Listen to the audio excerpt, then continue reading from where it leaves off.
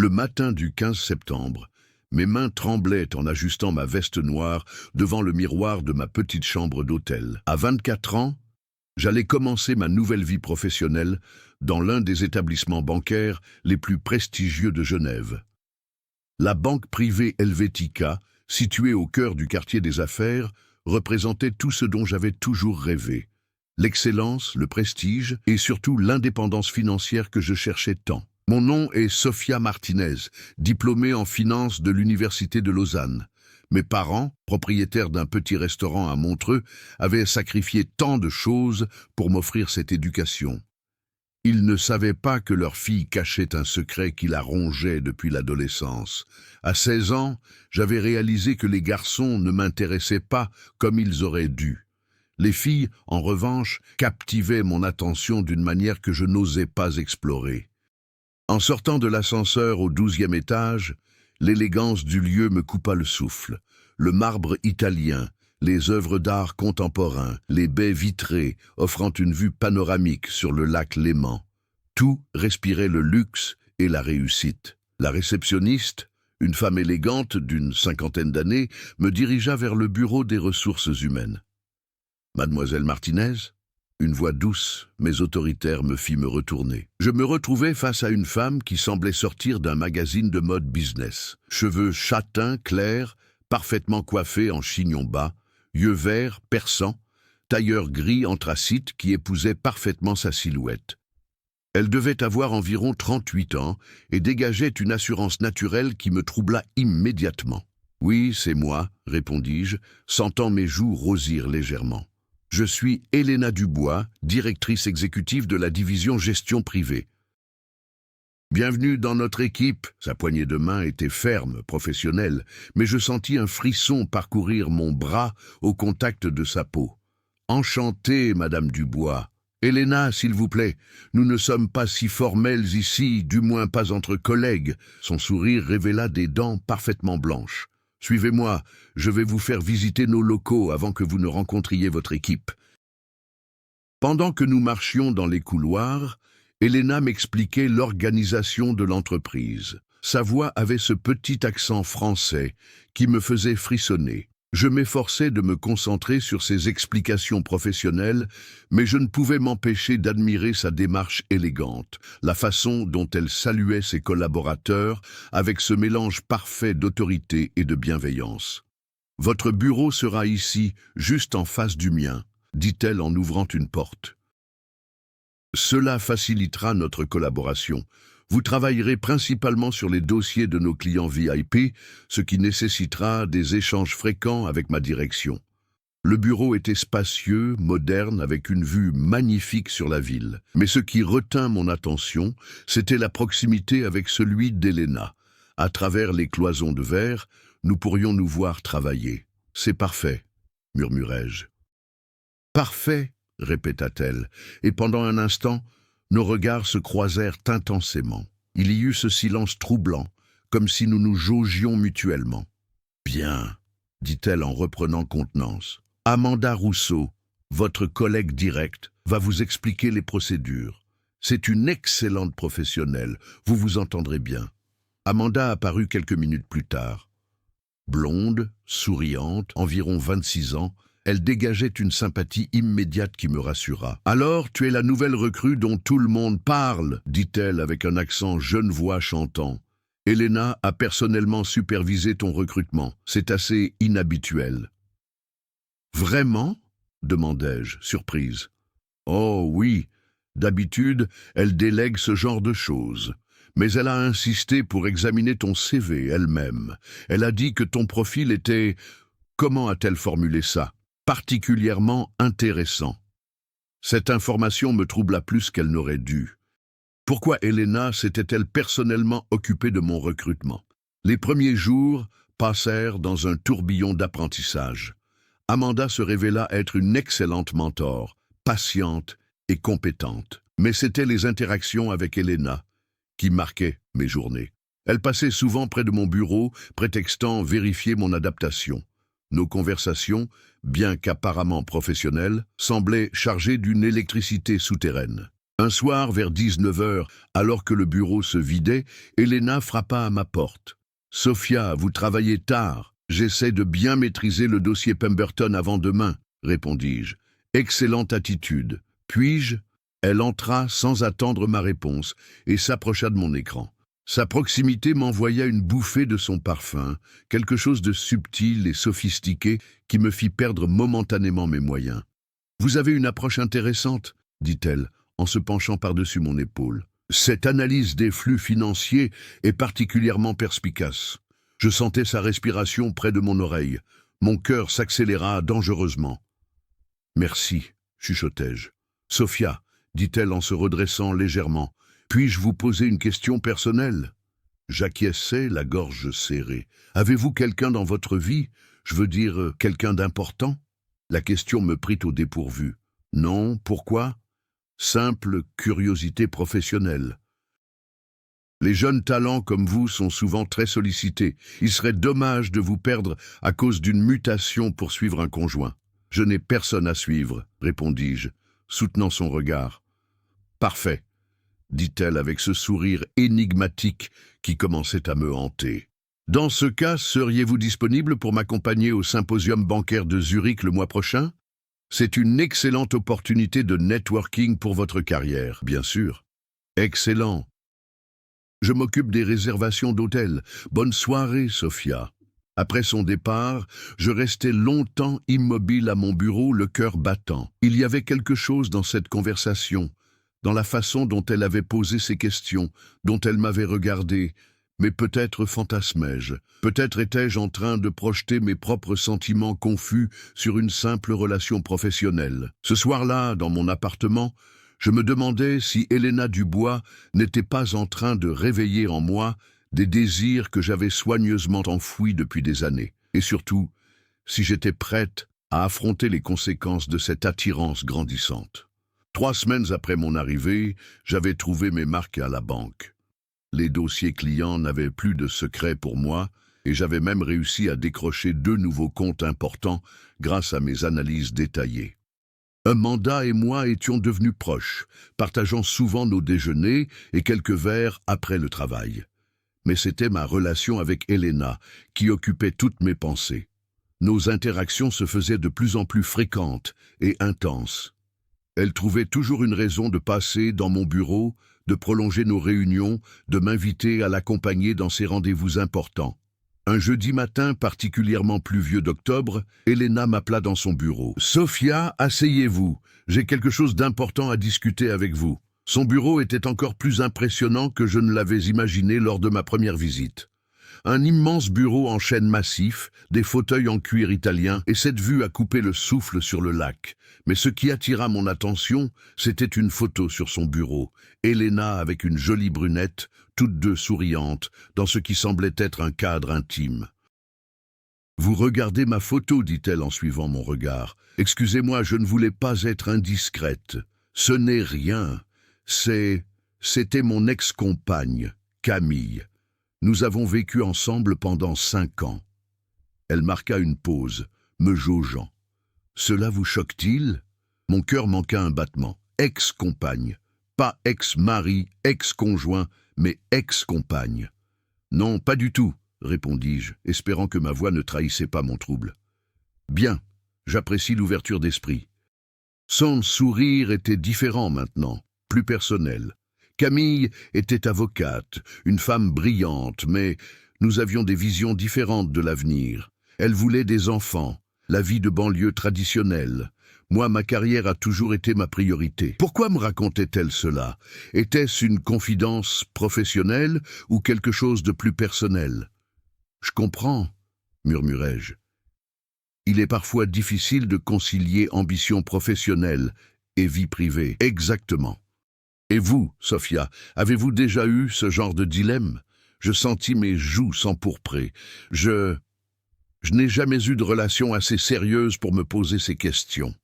Jamais une jeune femme belle et intelligente comme vous? Elle se pencha légèrement en avant. Permettez-moi d'en douter. Les hommes ne m'ont jamais vraiment intéressé, avouai-je dans un souffle, surprise par ma propre audace. Le silence qui suivit sembla durer une éternité. Elena me regardait intensément, comme si elle évaluait mes paroles. « Je vois, » dit-elle finalement. « Et les femmes ?» La question tomba comme une bombe dans la pièce. Nous nous regardions et je savais que ma réponse allait changer irrémédiablement notre relation. « Je ne sais pas, mentis-je. Je n'ai jamais exploré cette possibilité. Peut-être devriez-vous, dit-elle doucement. À cet instant, on frappa à la porte. Amanda entra sans attendre de réponse, ce qu'elle faisait toujours. « Elena, j'ai besoin de... Oh, excusez-moi, je ne savais pas que Sofia était là. »« Nous terminions justement, » dit Elena en se levant. « Sofia, nous reprendrons cette conversation plus tard. En attendant, pourriez-vous préparer le dossier Merchant pour cet après-midi ?»« Bien sûr. » En sortant du bureau, je croisai le regard d'Amanda. Il y avait de la curiosité dans ses yeux, mais aussi autre chose que je ne parvenais pas à identifier. L'après-midi passa dans un brouillard. Je n'arrivais pas à me concentrer sur mes tâches, repensant sans cesse à notre conversation. Elena avait été explicite. Elle était lesbienne et elle semblait suggérer que je le sois aussi. Mais surtout, elle avait dit « Nous reprendrons cette conversation plus tard », avec une intensité qui ne laissait aucun doute sur ses intentions. Vers 17 heures, Amanda s'approcha de mon bureau. « Sofia, tu as une minute, j'aimerais te parler. » Nous allâmes dans la petite cuisine commune. Amanda ferma la porte derrière nous, ce qui était inhabituel. « Je vais être directe, dit-elle. Il se passe quelque chose entre Elena et toi. » Mon cœur s'arrêta. « Qu'est-ce que tu veux dire ? » « Allez, Sofia, je ne suis pas aveugle. La façon dont elle te regarde, dont elle trouve toujours des prétextes pour t'avoir dans son bureau, dont elle a insisté pour te recruter personnellement. Et toi, tu la regardes comme si tu voulais la dévorer des yeux. » Je sentis mes joues brûler. « Amanda, tu te trompes. » »« Non, je ne me trompe pas. Et tu sais quoi? Je m'en fiche complètement. Ce qui m'inquiète, c'est que tu ne sais pas dans quoi tu mets les pieds. »« Qu'est-ce que tu veux dire ?» Amanda soupira. Elena a la réputation d'être compliquée en amour. Sa dernière relation s'est terminée de façon dramatique. Camille a quitté son poste d'avocate et a déménagé à Londres pour l'éviter. Et avant Camille, il y a eu Sophie, une jeune stagiaire qui a fini par faire une dépression.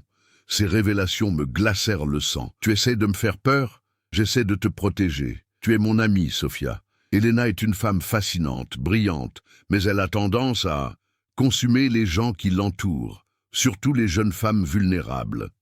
Je ne suis pas vulnérable, non? Alors pourquoi trembles-tu depuis que tu es sorti de son bureau ce matin? Elle avait raison. Je tremblais, et pas seulement de peur.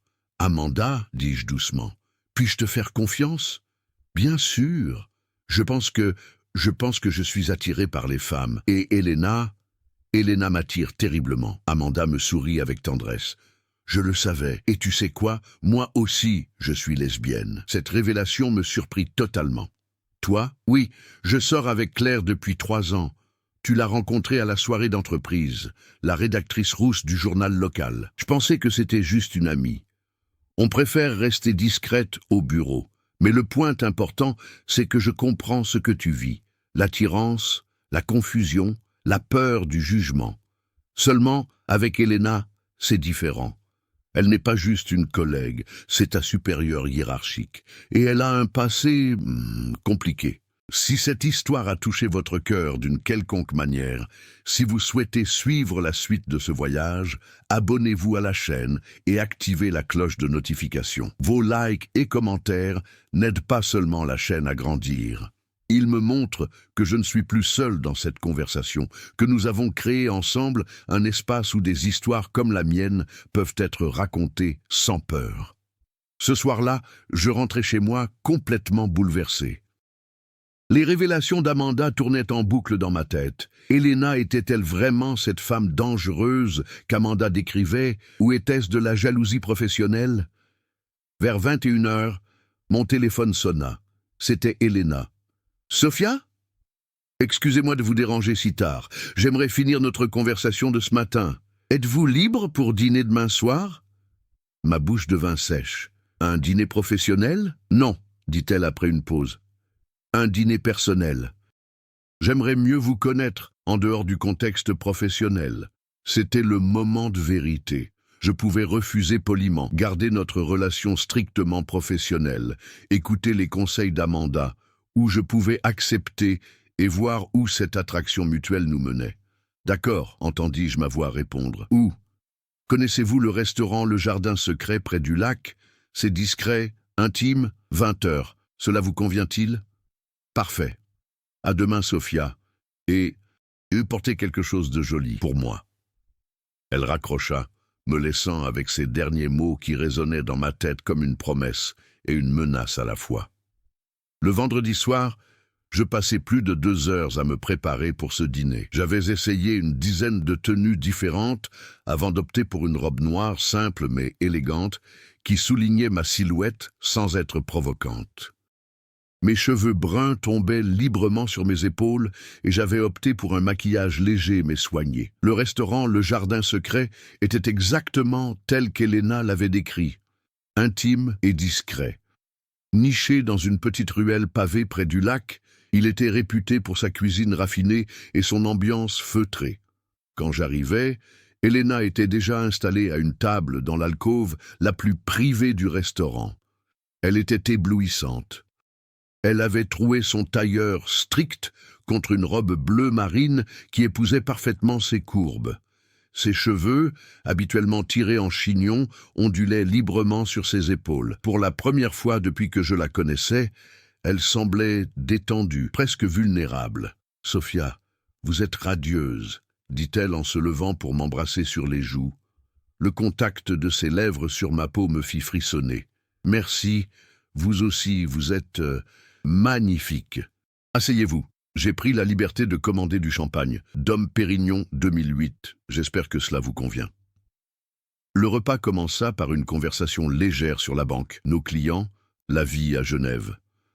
Mais au fur et à mesure que la soirée avançait et que l'alcool délictait nos langues, nos échanges devenaient plus personnels. « Parlez-moi de votre famille, » dit Elena en sirotant son vin. « Mes parents tiennent un petit restaurant à Montreux. Des gens simples, travailleurs, qui se sont sacrifiés pour que je puisse étudier. Ils sont fiers de ma réussite, même s'ils ne comprennent pas vraiment ce que je fais.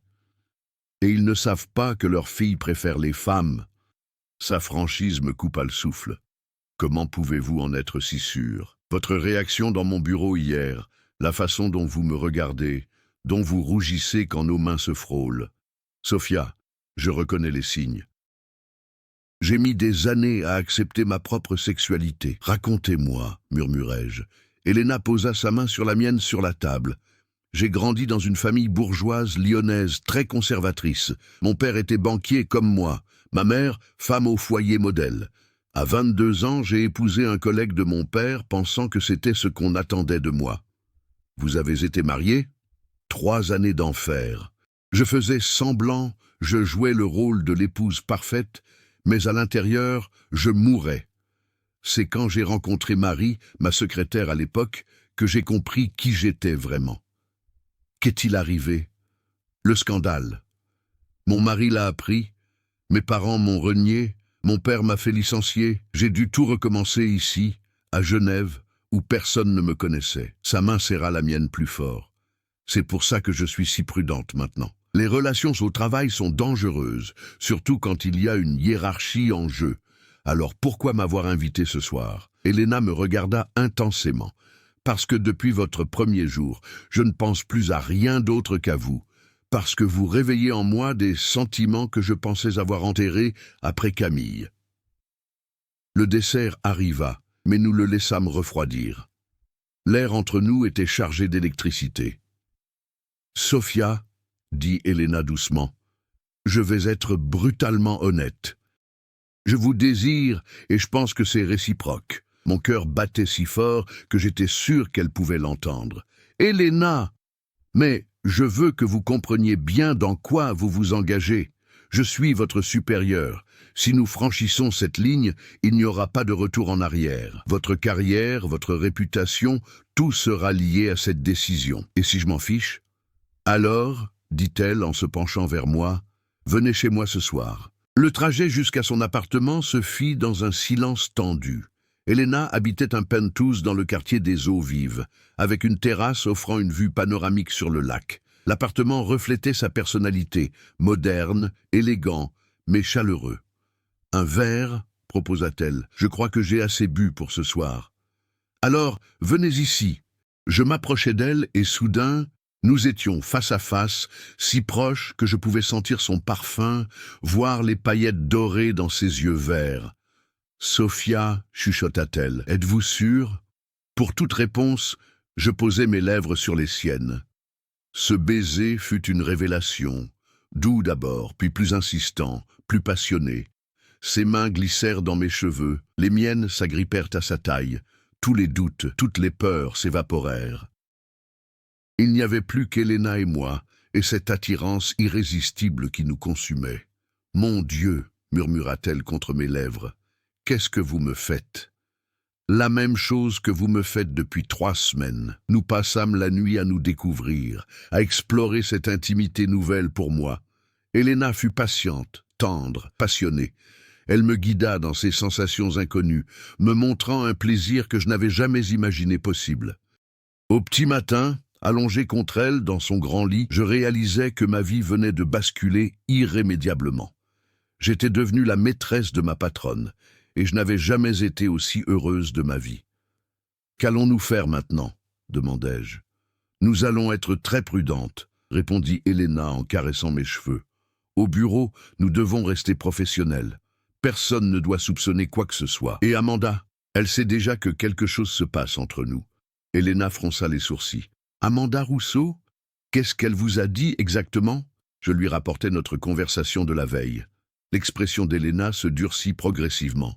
« Cette petite garce, » murmura-t-elle, « elle n'a aucun droit de fouiller dans ma vie privée. » Elena, elle essayait juste de me protéger. De me protéger de quoi? De moi? Sa voix était devenue froide. Amanda Rousseau a toujours été jalouse de ma position. Elle pensait obtenir le poste de directrice exécutive avant mon arrivée. Cette révélation me surprit. Je ne savais pas. Il y a beaucoup de choses que vous ne savez pas encore sur les dynamiques de cette entreprise, ma chérie. Mais ne vous inquiétez pas, je vais m'occuper de mademoiselle Rousseau. Le ton qu'elle employa me mit mal à l'aise. Mais elle m'embrassa avant que je puisse poser d'autres questions. « Ne pensons pas aux autres maintenant, dit-elle. Nous avons encore quelques heures avant que le monde réel ne reprenne ses droits. » Le lundi matin, retourner au bureau après notre nuit ensemble, fut l'une des choses les plus difficiles que j'ai eu à faire. Elena était redevenue la directrice exécutive froide et professionnelle, me saluant d'un simple « Bonjour, mademoiselle Martinez » quand nous nous croisions dans les couloirs. Mais ses yeux me parlaient. Ils me caressaient quand personne ne regardait, me promettaient 1000 choses pour plus tard. C'était à la fois excitant et torturant. Amanda remarqua immédiatement mon changement d'humeur. « Tu rayonnes ce matin », dit-elle en me rejoignant à la machine à café. « Bon week-end ? Tranquille, mentis-je. Et toi ? Claire et moi avons visité des appartements. Nous pensons emménager ensemble. » Elle me regardait attentivement. « Sophia, tu peux tout me dire, tu sais, si quelque chose s'est passé avec Elena. » « Il ne s'est rien passé, coupai-je trop rapidement.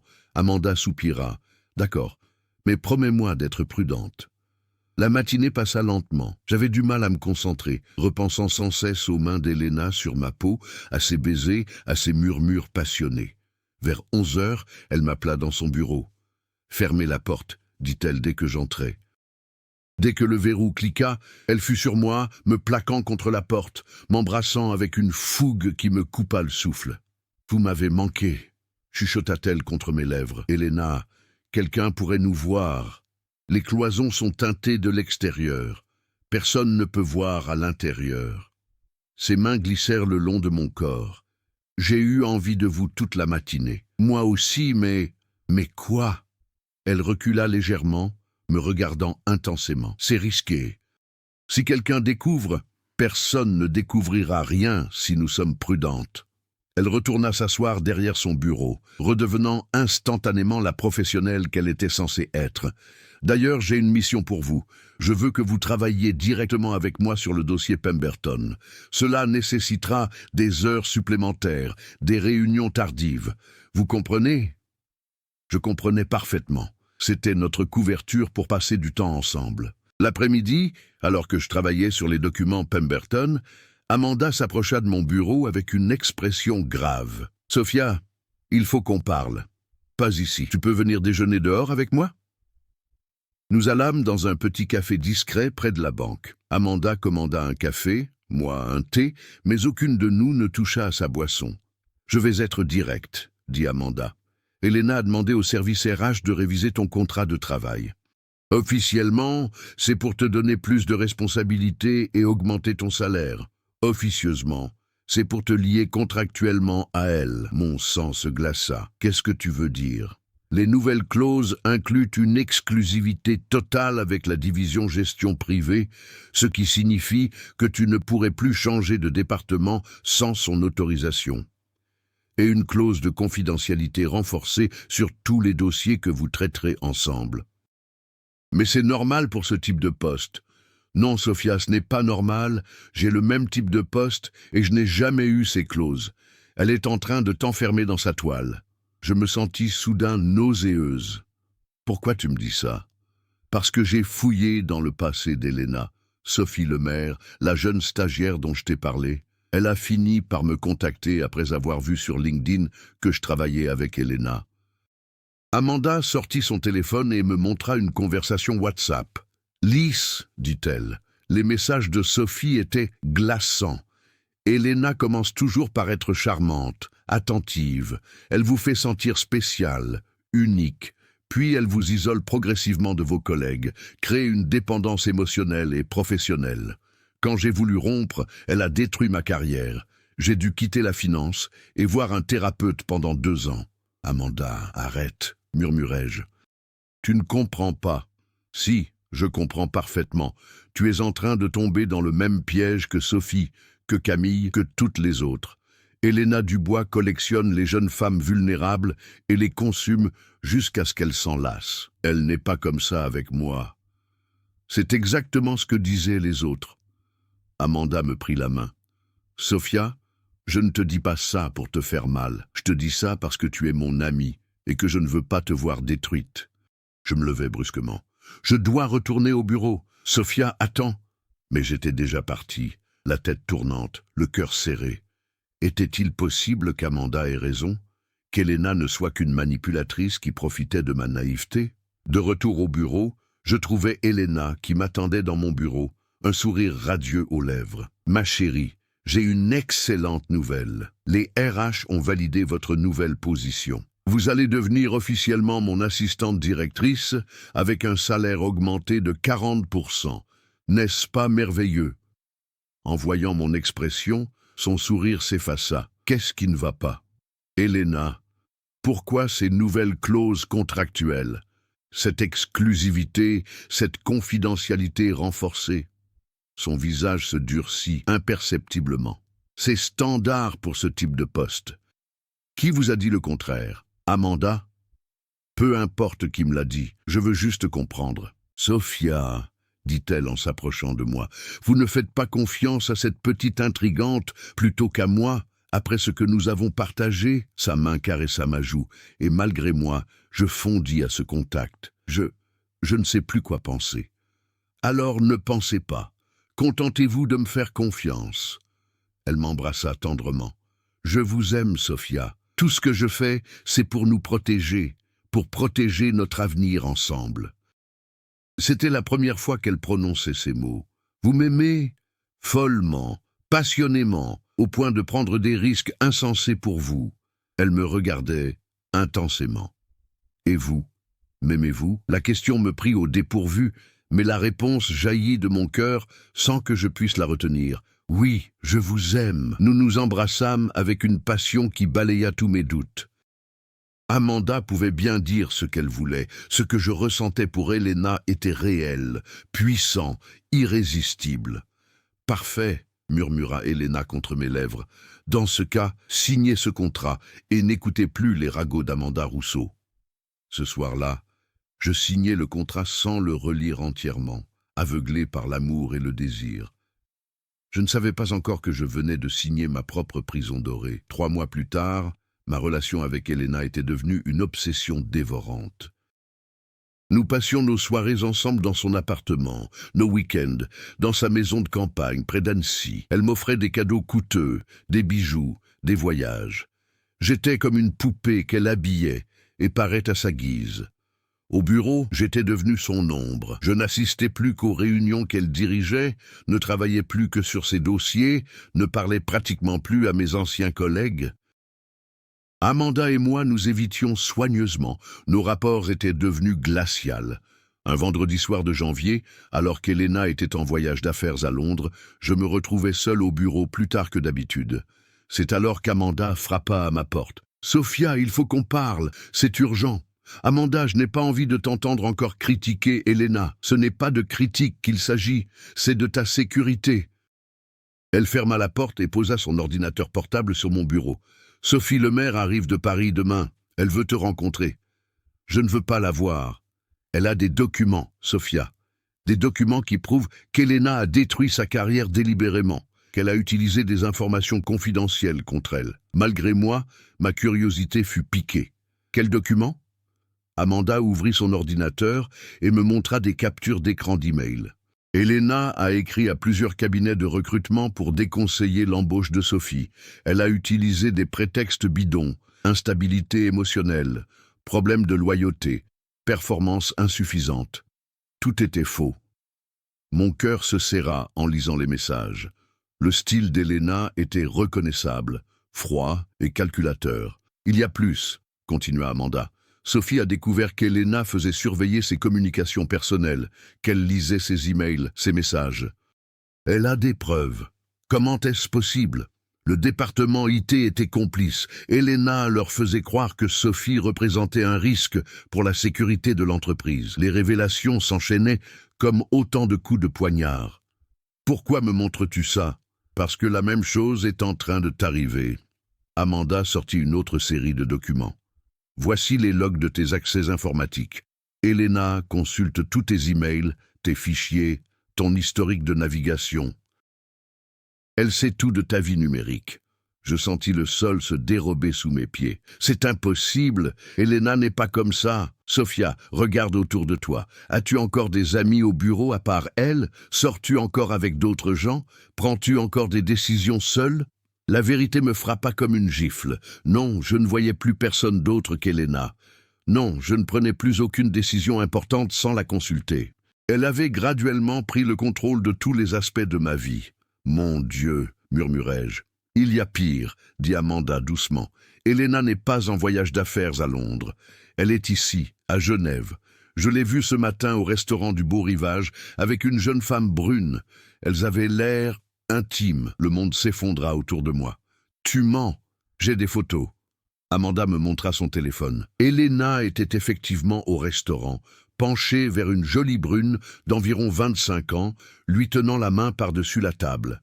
Qui est-ce ? Sarah Moreau, nouvelle recrue du département marketing.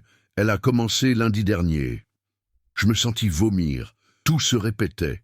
Elena avait trouvé une nouvelle proie. « Sophia, » dit Amanda doucement, « je sais que ça fait mal, mais il faut que tu sortes de cette relation maintenant, avant qu'elle ne te détruise complètement. » Les larmes coulaient sur mes joues. 3 mois de ma vie, 3 mois d'amour passionné, de projets d'avenir, de serments éternels. Tout n'était qu'un mensonge. Comment je peux m'en sortir ? Mon contrat ? Sophie et moi avons consulté un avocat. Les clauses de ton contrat sont illégales. Elena a abusé de sa position d'autorité pour t'isoler professionnellement. Cette nuit-là, je ne fermais pas l'œil. Le lendemain, Sophie Lemaire arriva de Paris. C'était une femme de 28 ans, belle, intelligente, mais marquée par son expérience avec Elena. Nous nous retrouvâmes dans un café discret du centre-ville. « Elena a un schéma bien rodé », m'expliqua Sophie. « Elle repère les femmes jeunes, ambitieuses mais vulnérables.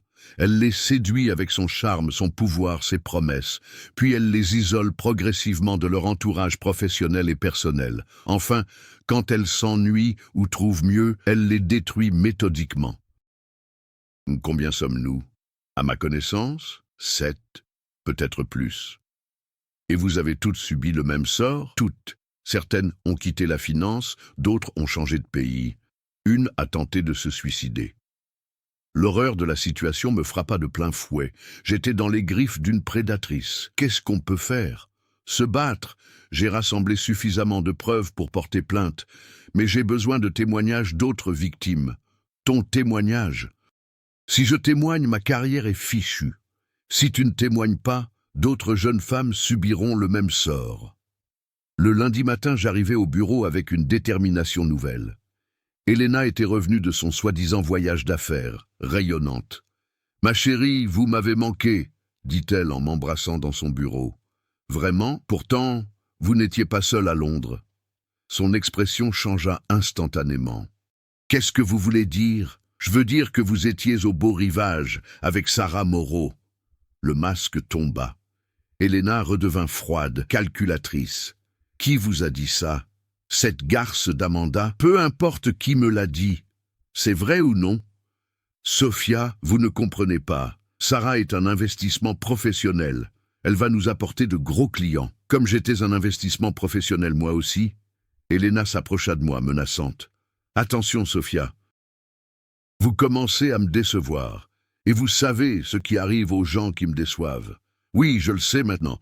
Vous détruisez leur carrière, vous les isolez, vous les brisez. » Je reculai vers la porte. « Mais ça ne marchera pas avec moi. »« Non, et votre contrat, votre carrière, vous croyez pouvoir quitter cette banque et retrouver du travail ailleurs après que j'ai passé quelques coups de fil? Essayez donc.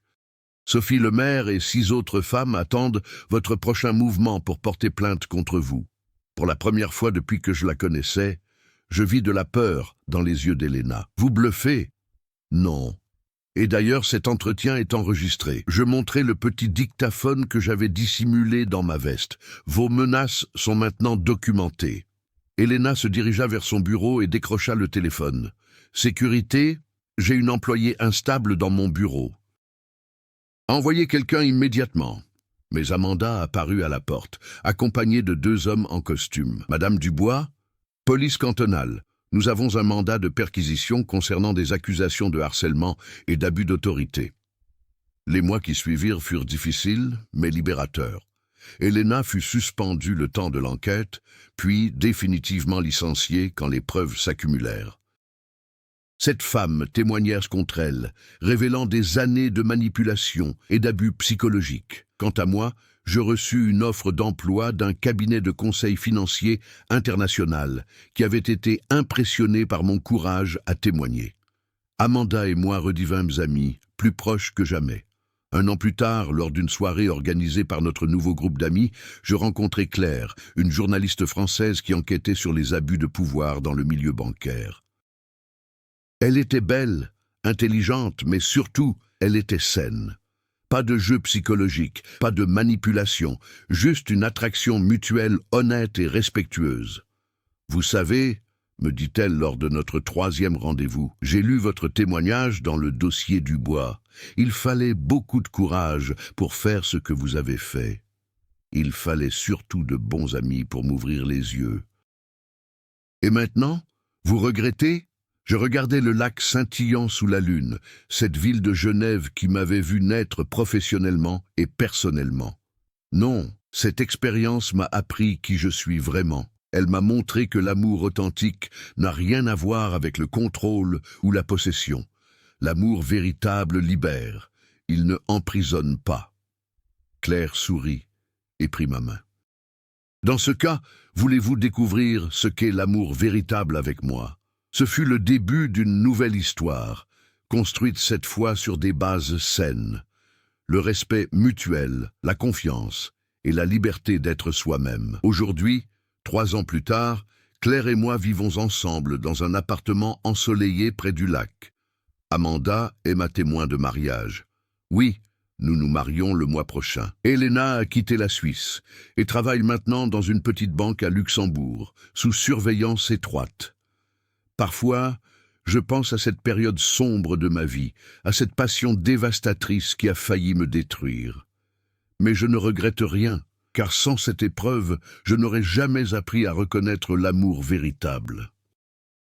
Mon histoire prouve qu'il faut parfois traverser l'obscurité pour apprécier pleinement la lumière, qu'il faut parfois connaître l'amour toxique pour savoir reconnaître l'amour authentique. Et surtout, elle prouve que même dans les moments les plus sombres, il y a toujours des mains tendues pour nous aider à nous en sortir. Il suffit d'avoir le courage de les saisir.